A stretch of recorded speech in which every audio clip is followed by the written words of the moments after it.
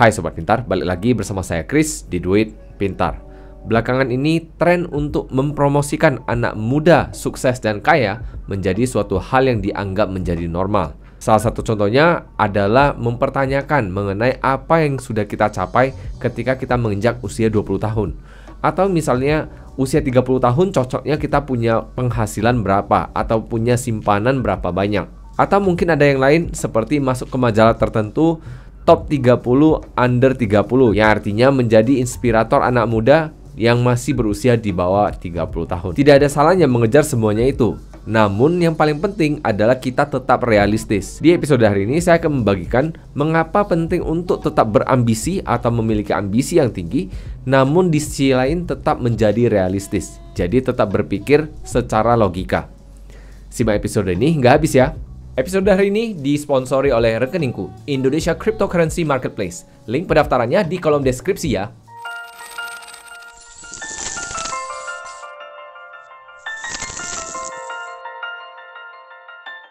Seperti biasa nih, sebelum memulai, BPJS-nya dulu dong. Bayar pakai jempol, share, dan subscribe saja. Episode dari Duit Pintar akan selalu saya hadirkan di setiap Senin dan Kamisnya. Jadi Sobat Pintar bisa dapatkan episode yang lebih banyak dari Duit Pintar. Di zaman seperti saat ini, terekspos dengan internet merupakan suatu hal yang sangat lumrah menurut saya.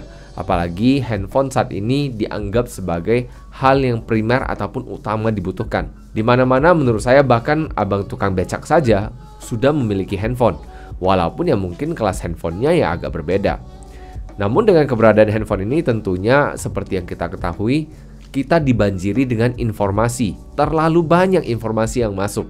Sehingga ini menimbulkan banyak sekali masalah pula. Di satu sisi zaman dulu kita kekurangan informasi, di zaman saat ini informasi kita kebanjiran, sehingga sangat penting untuk kita menjadi lebih kritis. Ada satu kalimat yang mengatakan seperti ini: lebih baik kita tidak mengetahui daripada kita salah mengetahui. Kalau bahasa Inggrisnya kira-kira seperti ini. Dan internet sendiri bisa diakses oleh siapapun, dari generasi alpha hingga generasi baby boomers. Jadi menurut saya siapapun bisa, yang penting mereka sedikit melek teknologi. Namun ada satu hal yang menurut saya agak berbahaya, yaitu ketika segala sesuatu informasi yang didapatkan itu langsung ditelan bulat-bulat. Ini saya bagikan salah satu contohnya. Hal ini dikarenakan banyak sekali di antara kita yang mengira segala sesuatu yang ada di internet ini adalah hal yang pasti benar. Saya tekankan kembali, apapun yang ada di internet wajib diverifikasi sekali lagi, dicek lagi kebenarannya, apakah benar-benar seperti itu. Dan dengan mudahnya akses dari internet ini, siapapun bisa masuk ke internet ini menjadi hal ataupun lahan yang sangat segar bagi orang-orang yang ingin menjadi fake guru ataupun menjadi guru-guru palsu ataupun inspirator palsu. Memang di satu sisi menurut saya ketika inspirator datang menginspirasi, membagikan beberapa hal-hal yang menurut mereka bagus, menurut saya ini oke-oke aja selama mereka nggak menjebak orang-orang yang mengikuti mereka. Ini yang paling penting.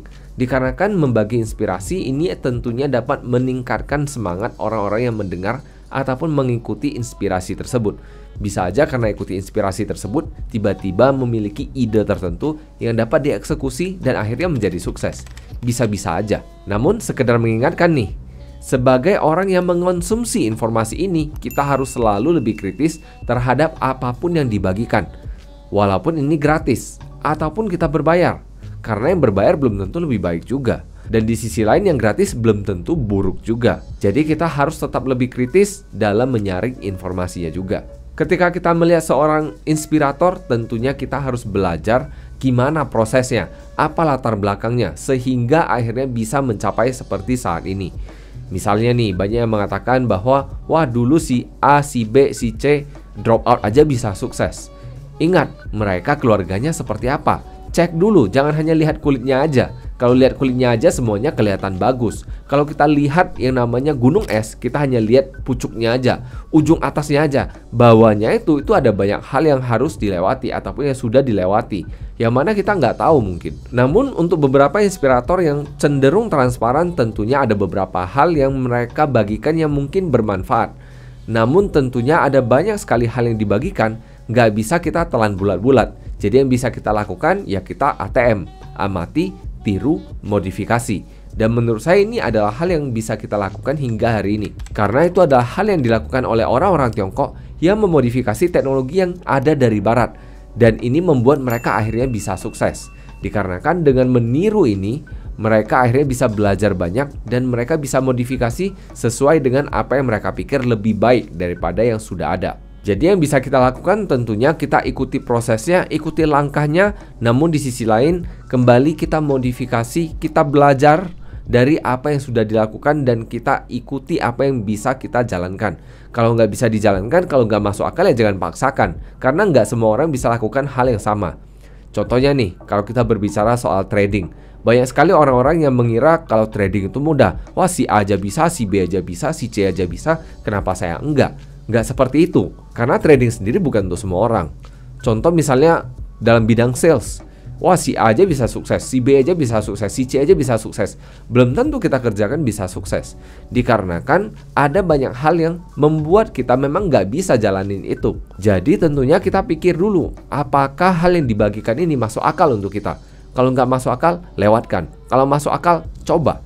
Nggak ada salahnya mencoba, selama yang nggak bayar. Tapi tentunya ada satu hal yang secara nggak langsung kita bayar, yaitu waktu, yang mana merupakan komoditas yang paling mahal. Namun ada satu hal yang Sobat Pintar perlu sedikit lebih berhati-hati, yaitu inspirator yang selalu menjual kesuksesannya, atau mungkin istilah sekarang disebut dengan istilah flexing. Di satu sisi ada yang nggak sengaja flexingnya, tapi di sisi lain ada yang sengaja flexing lalu mereka berjualan. Yang nggak sengaja flexing sebenarnya ini lebih ke tipe orang-orang yang memang mereka sudah kaya, sudah capai kesuksesannya, kemudian mereka mungkin memiliki taraf hidup yang lebih baik.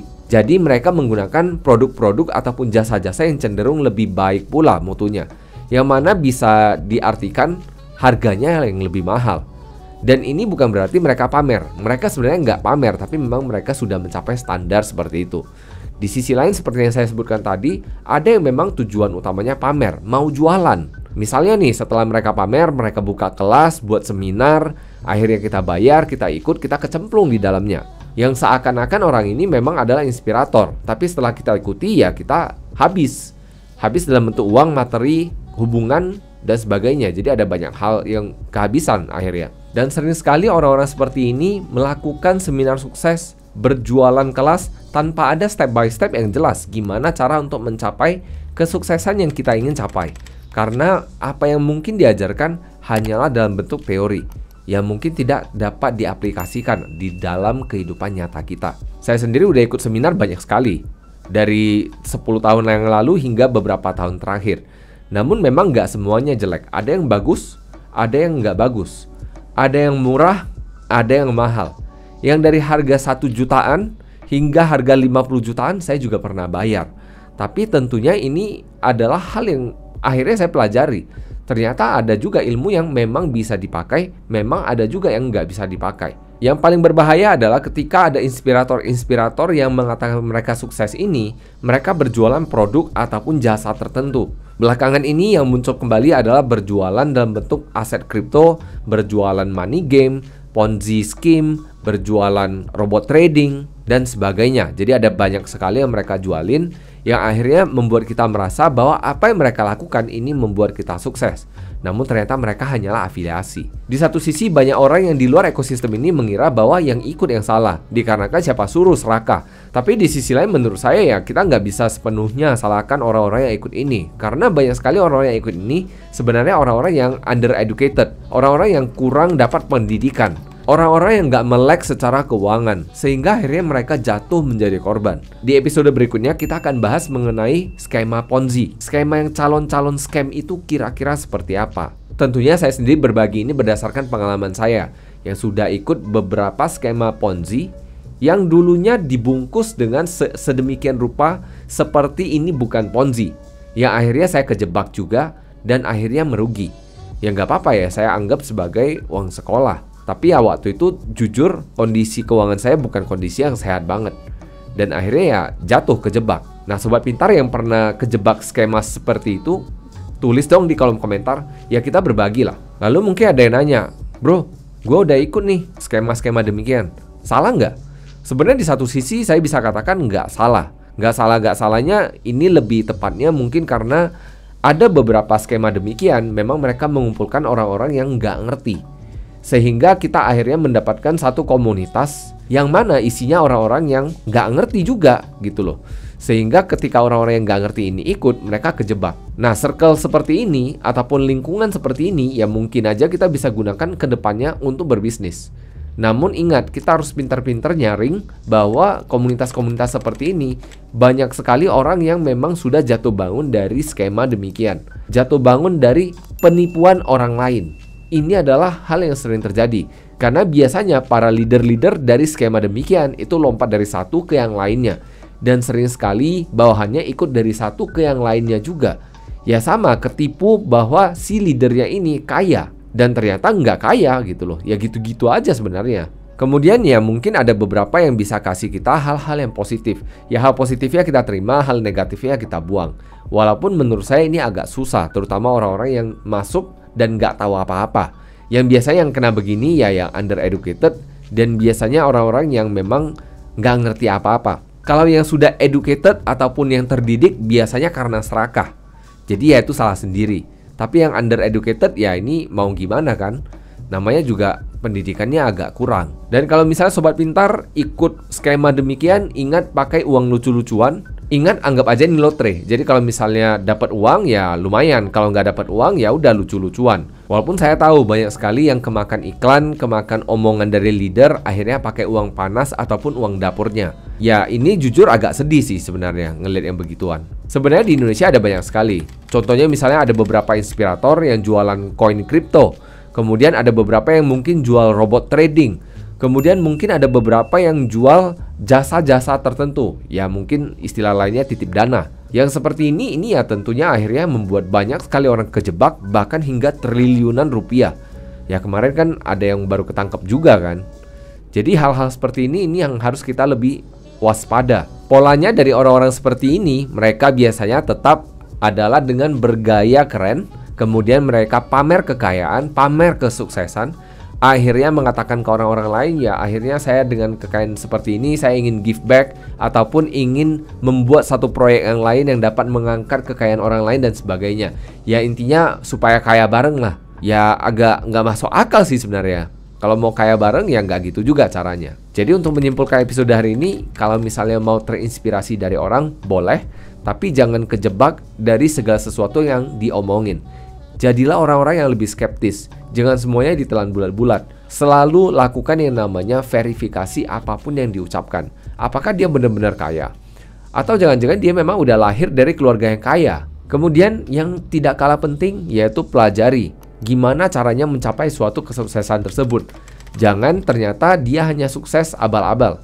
Karena ini agak bahaya. Kita sebagai orang-orang yang ngebayar atau menginvestasikan dana kita, akhirnya kita kejebak sama apa yang dia omongin. Dan yang tidak kalah penting, hindari yang namanya jalan pintas. Karena segala kesuksesan dibutuhkan proses. Nggak ada jalan pintasnya. Nggak ada kamu bisa kaya mendadak dalam waktu 1 tahun. Ya kecuali yang seperti yang saya sebutkan di episode sebelumnya. Jadi sebagai penutup, ada satu quote dari teman saya, dari Mas Dendi Nugraha. Beliau selalu mengatakan ini kepada saya, segala sesuatu ataupun segala halangan yang kita hadapi, ini merupakan adalah cara untuk menempa diri kita, adalah cara untuk mengupgrade diri kita. Jadi kalau misalnya sobat pintar menemui suatu kesulitan, ingat kalimat ini. Mudah-mudahan sobat pintar tetap semangat dan tetap bisa mencapai apa yang diinginkan. Jadi itu saja episode hari ini. Terima kasih sudah menyimak. See you in the next episode and bye-bye.